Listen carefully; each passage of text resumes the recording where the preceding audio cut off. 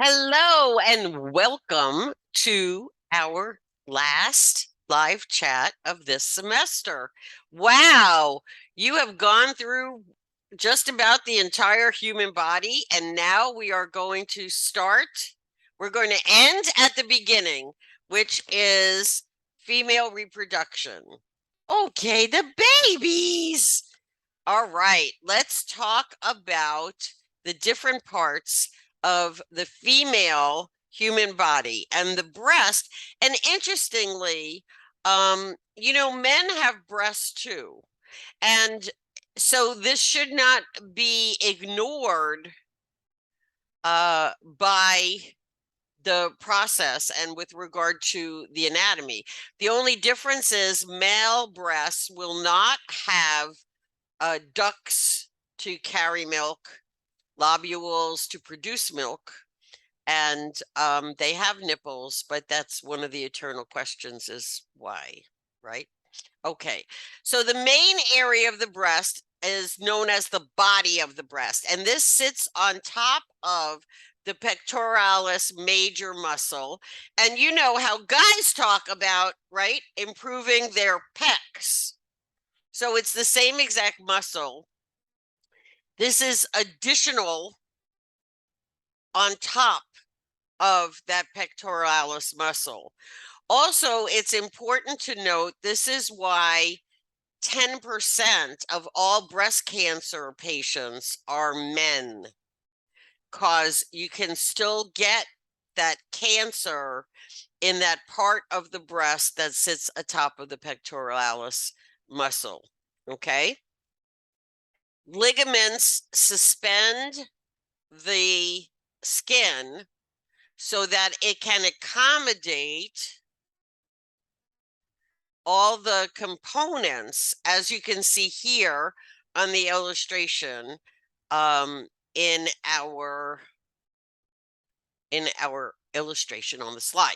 Okay, so got to have another sip of coffee, I guess. Okay. Whoever invented coffee, double thumbs up. Okay.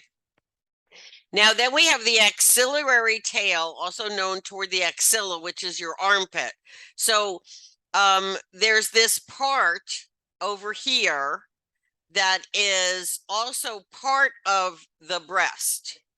And then, of course, the nipple that protrudes from the center of the areola, which is the circle of differently pigmented skin. And that is something, again, that's shared by men and women together. So it just brings forward the design of the human body and how they are the same, and yet we have these different accommodations depending upon the role of the woman or the man in reproduction. And basically, that's what those changes or adaptations are all about. So you can see here that in addition to the adipose, you can see the lymph nodes, the fatty tissue, which are all the yellow circles, and the red little nuggets are the lobules that produce milk during pregnancy and breastfeeding. And then they have that network that you're looking at that brings it all down through the nipple so the baby can get nourishment. Okay. All right. Now we have internal female genitalia, and this is the part that is most proactive or most involved in the reproduction of human beings. That's the best way to describe it. Although I did have one student say her cat had puppies, so interspecies, I don't know. Yes, exactly. So anyway, all right. So inside a woman's body, which is not similar to anything that men have, we start with the ovaries, and you can see the ovaries on the the downside of that loop on each side, okay? And you can see in the ovary are these little white circles, and those are eggs, okay? That's the girl part of reproduction. The men provide the sperm, which is the other half. And of course, we only get a baby when they get together, sing a little song, have a little dinner, candlelight, whatever. Okay, so during ovulation, the eggs get released into the fallopian tube, the red tube that you see that loops around. And of course, that does both sides. And women who get severe cramping during menstruation know about the sides, okay? Sometimes and I think it's interesting how sometimes a woman can actually feel pain or cramping on one side and not the other. Okay, but maybe a little less detail. Okay, all right. So we have the ovary, we have the ova, which means egg in Latin, and that's where that comes from. So the ova, the egg, then at its designated time, leaves to travel through the fallopian tube, which is in most women is only about 4 inches long.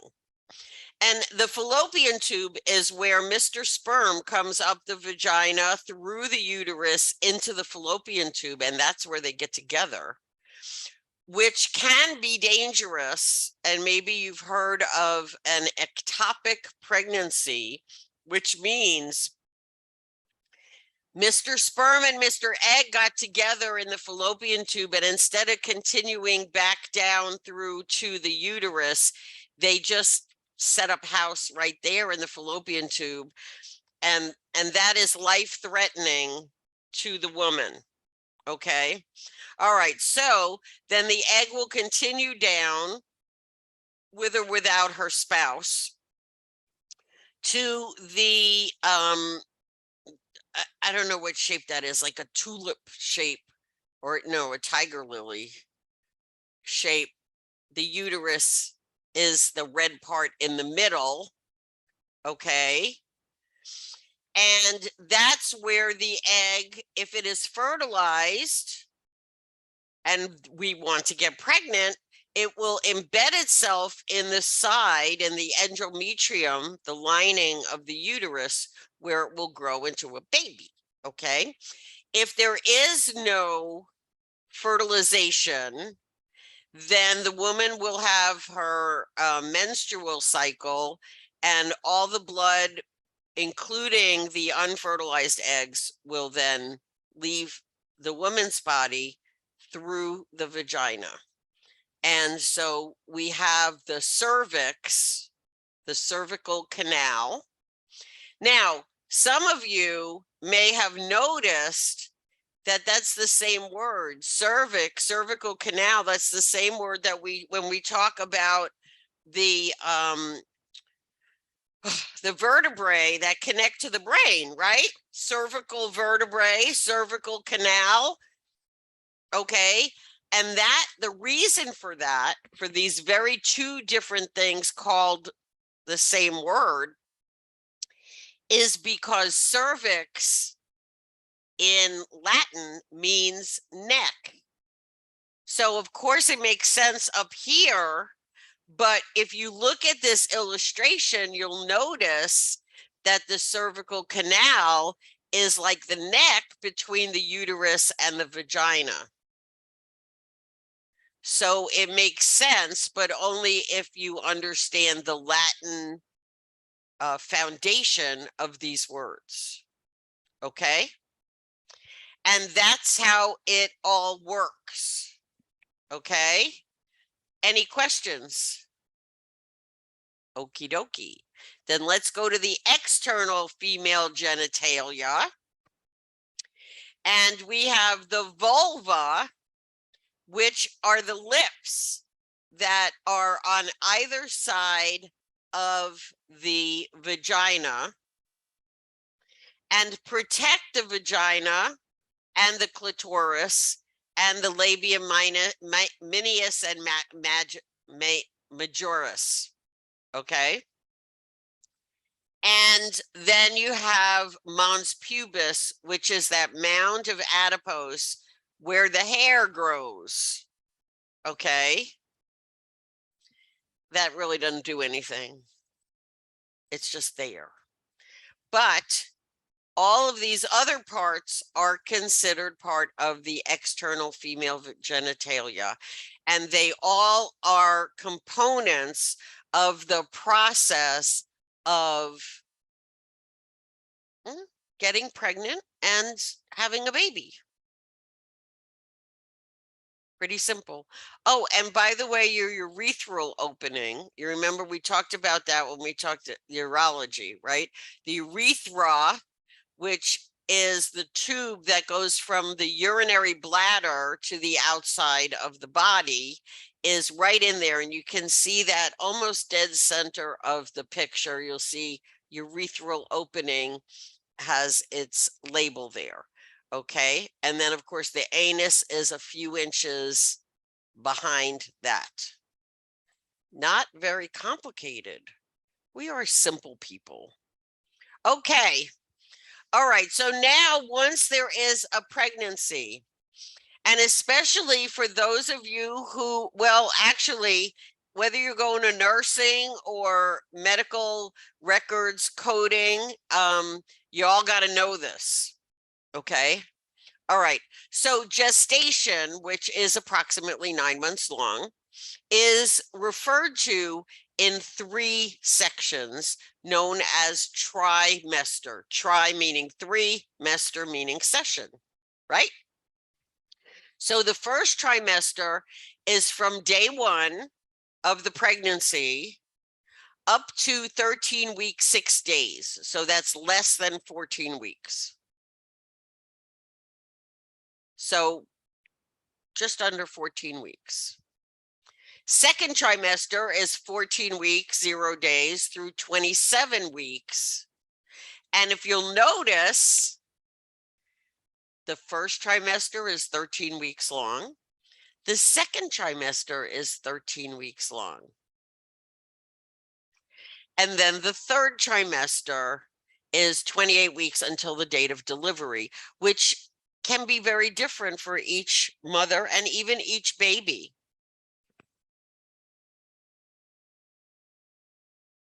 We know that babies come when babies decide they want to come. And nothing you say or do is going to make a difference. Well, that's not true. I mean, the baby can be induced. But other than that, you know, it's interesting when people talk about pregnancy and they say, yes, it's 9 months, but it's really not so much an exact science. Okay. All I can say is, women, be glad you're not an elephant, because the gestation period for an elephant is 2 years. Okay. But then again, their babies are born 200 pounds. So, all right. So first, second, and third trimester. Obviously, if you're a nurse or a medical assistant, this is important, and it must be in the documentation, because medical coders need to know that it is part of the determination and information that is included in the code. Okay. Then we also have a designation for terms such as preterm or premature neonate, post-term neonate, and then prolonged gestation of a neonate. Okay, so preterm is a baby who has completed 28 weeks, but less than 37 weeks. So 37 weeks is the, or 37 weeks, 6 days, is the approximate gestation for a human baby. So less than that, and the baby is designated as premature. Post-term neonate, one who stays longer than they should, you'll notice is over 40 weeks completed. Okay, so that tells you that sweet spot, 38, 39 weeks is the sweet spot. That's what the recipe calls for. Less than that, premature baby. Now, why is it so important that the premature baby is documented? And that is because babies who do not stay in gestation long enough for everything to get developed. And in your learning, you will discover that premature babies most often have a problem with their lungs. And that is because the lungs, the respiratory system, is the last and final system to truly develop in utero. So if they come out too soon, their lungs may not be fully developed. If the baby stays too long, well, then it's the biggest problem is the baby may grow to be too large and become difficult or challenging for the mother to give birth. And then, of course, we have prolonged gestation of a neonate, which is a baby that says, I know what's going on out there, and I am not leaving this comfy, cozy room. Okay. It is unusual for a physician to allow a pregnancy to go over 42 completed weeks, but it happens. Okay. It's like, I'm sorry, your lease is terminated. You must evacuate the building. Okay. Now it's time for the baby to be born. Yay! Now, of course, they do have to come the right way. You will notice in the illustrations you have on the far right side, that is the correct way, head first. The baby on the left side, and there are lots of different positions that can make this an additional challenge, okay? The baby on the left side is what is known as a breech birth. And that is a baby that is coming out butt first or leg first, okay? Sometimes that can be a problem due to the positioning of the umbilical cord. We don't want the baby to get choked. But again, that might be cause for a C-section. Whatever it is, it must be documented. But along with the woman, in the woman's record, you will see notations, and this is far after this, you will see notations in a woman's patient record that may use the abbreviation GPA. So it's important that you understand what this stands for, okay? G stands for gravida, which reports how many times this woman has been pregnant. Just pregnant. Parity, P, parity, reports how many times this woman has given birth after 20 weeks gestation. Okay, so you see the difference. Gravida is number of pregnancies, has nothing to do with the outcome. Parity is all about the outcome. What does this tell us? If this woman has a higher number of gravida and a lower number of parity, that says she suffered multiple miscarriages. That's important information, okay? And abortus will report how many pregnancies did not come to term or make it past the 20th week. So A plus P equals G. But this gives us very specific information that a physician must have about the woman's body, okay? Gravida and para may be noted, as I said, using just the initials, so it might say G2P1. Now, G2, pregnant twice, P1, one delivery. So this can, and remember, we don't assume, we never assume in healthcare, okay? This can mean she's pregnant right now. This is her second pregnancy and she's given birth once before. Or if she is not pregnant right now, this would indicate that she perhaps had a miscarriage. Okay? Does that make sense? And you know what's fun is if you see a G1P2, what does that tell you? G1P2. She was pregnant only once, but she gave birth to 2 babies. Twins, exactly right. You see, you have to be smart to understand this. All right, so what do I always tell you, which is so very important? Review these terms often. Now, what I'm also going to tell you is this is the end of our week, our time together. I mean, I'm still with you through the end, through the final, of course, but this is our last live session. I want to remind you also, if you are going through your career to the clinical side, nursing, medical assisting, surge tech, you need to review these words, use your medical dictionary and make sure you understand what they mean and really get them in your head, okay? Whereas those who are going on the administrative side, particularly medical coders, will be able to continue using their medical dictionaries because they will be sitting at a computer in an office, okay? So they can have that dictionary handy.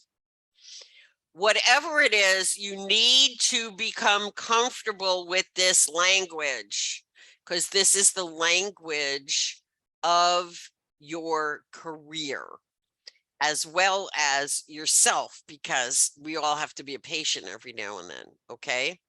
Query me whenever necessary. Seriously, if you're not sure of something, if you have, is this right or is this right? Whatever it might be, I'm happy to answer and settle the confusion.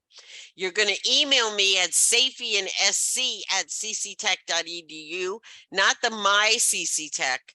The mycctech email goes to where? The third ring of Saturn. Whereas this will come to me, I'll be able to read it and respond. Okay, I am here. I am on your side. Okay, take your time, learn the language, and have a wonderful career. Okay, but I'm still here through the very last day. Do you have any questions? No? Okay, go get them. You can do it. Have a great day and a great week, and I will see you in the course if you need me. Okay.